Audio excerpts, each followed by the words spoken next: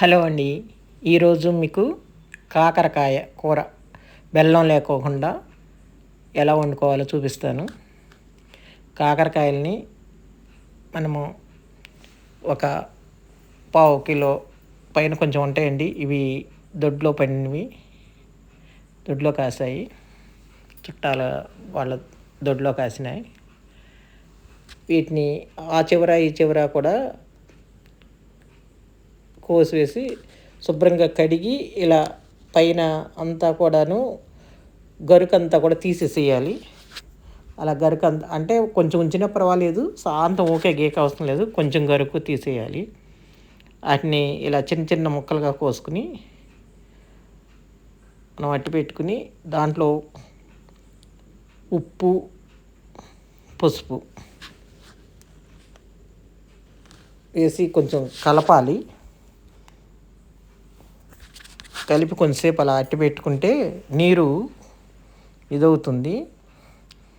కల్లుప్పు కనుక వేసుకున్నాం అనుకోండి, కొంచెం అంతా కూడా కొంచెం గరుకుగా ఉండి కూడా మనకి తొందరగా కూడా మొక్క ఇదవుతానికి వీలవుతుంది. మనం అంతా కూడా ఉప్పును పసుపు అంతా కలిసేటట్టు కలుపుకోవాలి. దీంట్లోకి 2 ఉల్లిపాయలు 2 పచ్చిమిరకాయలు తీసుకున్నామండి. ఇలా కలుపుకొని ఒక పక్కన పెట్టుకుని అప్పుడు ఉల్లిపాయల్ని మనం చిన్న ముక్కలుగా కోసుకుందాం. దాంట్లోకి ధనియాలు, జీలకర్ర, నువ్వులు, వేరుశనగ గుళ్ళు లైట్గా వేయించుకోవాలి. వేరుశనగ గుళ్ళను ముందర కొంచెం వేయించుకుని నేను ఆ గిన్నెతో 2 గిన్నెలు వేశాను.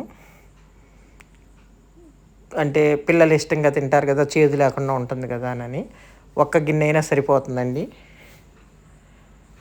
కొంచెం వేరుశనగ గుళ్ళని కొంచెం పచ్చివాసన పోయేదాకా వేయించుకోవాలి. ఒక ప్లేట్లోకి తీసుకుని ధనియాలను కొంచెం వేయించుకుంటూ ఉండాలి. మాడనివ్వకుండా తిప్పుతూ ఉండాలండి. మనం తిప్పపోతే కనుక కొన్ని మాడి కొన్ని మామూలుగా ఉండి ఇది అవుతుంది. ఇప్పుడు ఈ ధనియాల్లోకి మనం ఈ వేడి మీదే వేడిగా ఉండగానే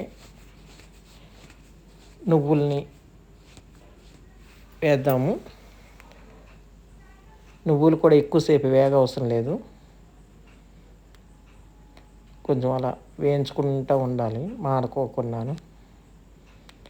నువ్వులు ధనియాలు వేగిన తర్వాత చివరిలో కనుక ఈ జీలకర్రని వేసి 2 తిప్పులు తిప్పి మనం పొయ్యి కట్టేసుకుంటే సరిపోతుంది ఆ వేడికి.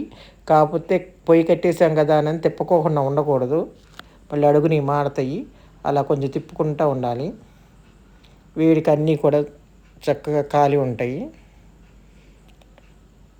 మనం ఇప్పుడు ఇవి ఆరేదాకా ఒక పక్కనెట్టి పెట్టుకుని బాణీలో నూనె వేసుకుని, నూనె కాలిన తర్వాత ఎల్లుల్లిపాయి, మిర్చి, తిరగమాత దినుసులు, శనగపప్పు, మినప్పప్పు, జీలకర్ర, ఆవాలు. తిరగమాత కాలిన తర్వాత దాంట్లో 2 ఉల్లిపాయలు 2 పచ్చిమిరకాయలు కోసి ఉంచామండి, కరివేపాకు ఏగనిద్దాం.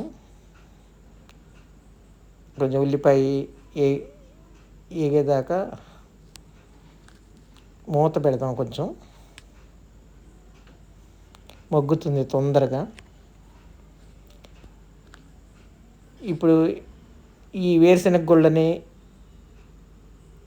ఈ ధనియాలు, నువ్వులు, జీలకర్ర ఇవన్నీ కూడా మిక్సీ చేసుకుందాం. నేను శనగపప్పు కూడా, పుట్నాల పప్పు కూడా 1 కప్పు వేయచ్చు. పుట్నాల పప్పు ఆల్రెడీ నేను పొడి కొట్టి ఉంచాను, అందువలన కొంచెం 4 స్పూన్లు దాంట్లో కలుపుతున్నాను. మామూలుగా అయితే కనుక ఇవన్నీ వేగేటప్పుడు ఆ పుట్నాల పప్పు కనుక చివరిలో కూడా వేస్తే అవి కూడా కొంచెం ఎచ్చబడతాయి. నేను ఎచ్చబడినవి పొడి కొట్టి ఉంచాను. దీనిలోకి కొంచెం కారం కూడా కలుపుదాం.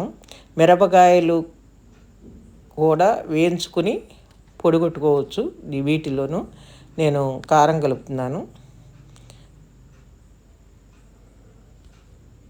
మిరపకాయలు గనక ఇవి వేయించినప్పుడు గనక వేయించుకుని గనక మిక్సీ చేసుకున్నా సరిపోతుంది. ఈ ఉల్లిపాయ కూడా ఏగిపోయింది. దాంట్లో ఇప్పుడు మనం కాకరకాయ ముక్కల్ని ఇందాక పసుపు, ఉప్పు వేసి కలిపి ఉంచాం కదా, వాటిని గట్టిగా పిండి ఒక ప్లేట్లోకి తీసి ఎత్తి పెట్టాము. ఆ ముక్కల్ని ఇప్పుడు ఈ బాణీలో వేస్తే అవి కూడా మగ్గుతూ ఉంటాయి. అవి అలా కొంచెం ఈ వేడికి కూడా ఉల్లిపాయ ఊకే వేగవసరం లేదు. ఇలా వేసుకుంటే కొంచెం అడుగున మగ్గుతుంది ఉల్లిపాయ. ఇప్పుడు మూత పెడదాం.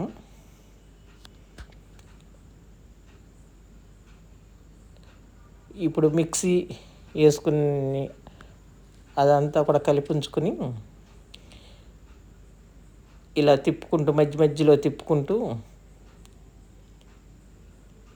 మూత పెట్టుకుంటూ ఉండాలి. ఉప్పు పిసికాం కానీ నీళ్ళల్లో పిండేసరికి పోతుంది. కాబట్టి ఉప్పుని మళ్ళీ కొంచెం ఒక స్పూను కలుపుతున్నాము. చూసుకుని మన ముక్కలో కనుక పట్టుంటే కనుక కొంచెం తక్కువ వేసుకోవాలి. ఇప్పుడు ఈ కాకరకాయ ముక్క కూడా మగ్గింది. కాకరకాయ ముక్కని మనం మెత్తగా అయ్యేదాకా కూడా అలా వేయించుకుని మధ్యలో మూత పెట్టుకుంటాను, మగ్గనివ్వాలి.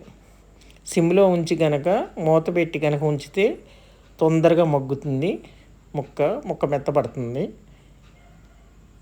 మనం సిమ్లో పెట్టుకుని వండుకుంటే బాగుంటుంది. ఇప్పుడు దీంట్లో ఇందాక కొట్టుకుని ఉంచుకున్న కారం, ఈ ధనియాలది, నువ్వులది, వేరుశనగ గుళ్ళది కారాన్ని ఒక కప్పు, కొంచెం ఇందాక మొత్తం కూడా పట్టదని చెప్పి కొంచెం ఉంచి ఒక గాజు బౌల్ వేసాము. మన ఇష్టం అండి, తక్కువ వేసుకోవాలంటే తక్కువ వేసుకోవచ్చు. పిల్లలు ఉంటే కనుక కాకరకాయ ముక్క తొందరగా తినరు కాబట్టి కొంచెం ఎక్కువ వేసుకుంటే వాళ్ళు కూరని ఇష్టంగా తింటారు. ఏంటంటే కారపుల్లాగా ఉండేట్టు ఉంటుంది కాబట్టి. ఇలా కనుక చేశారనుకోండి, చేదు అనేది ఉండదండి. ట్రై చేసి చూడండి, అస్సలు చేదు ఉండదు. బెల్లం అనేది వేయవసరం లేదు. కాకరకాయ కూర అని చెబితేనే తెలుస్తుంది, కానీ లేకపోతే కనుక తెలవదు. ఆ ముక్క మామూలుగా దీంట్లో కలిసిపోయింది కాబట్టి పొడిలోను చేదు అనేది ఉండదు. ఏగిపోయిందండి, కట్టేసాము. ఈ తడవ ట్రై చేసి చూడండి, మీరే అంటారు చేదు లేదని చెప్పి. అసలు పిల్లలు కూడా ఇష్టంగా తింటారండి. కాకరకాయ అంటే మామూలుగా ఇష్టపడిన వాళ్ళు కూడా ఇలా కనుక వండితే ఇష్టంగా తింటారు. మీరు ట్రై చేసి చూడండి, మీరే అంటారు. Thank you all.